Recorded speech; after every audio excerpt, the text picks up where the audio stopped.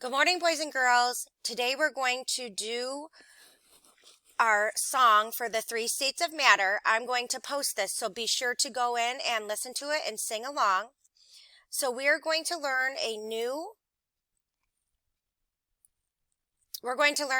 property today. Remember, in order to describe an object, you can describe it by its texture, meaning how does it feel.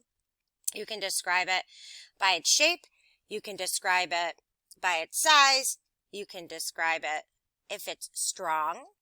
And another one is flexibility. We've talked about this before, but I want to show you some things. So the first object I'm going to show you is my yarn. Here's a piece of yarn. And if we notice, it's pretty flexible. We can bend it every which way. Then we have a straw. And if you notice this one, yes, we can bend it, but we can't bend it in all different ways like we can the yarn. And then we have a marker.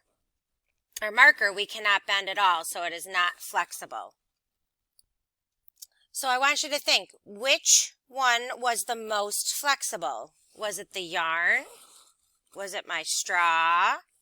Or was it the marker?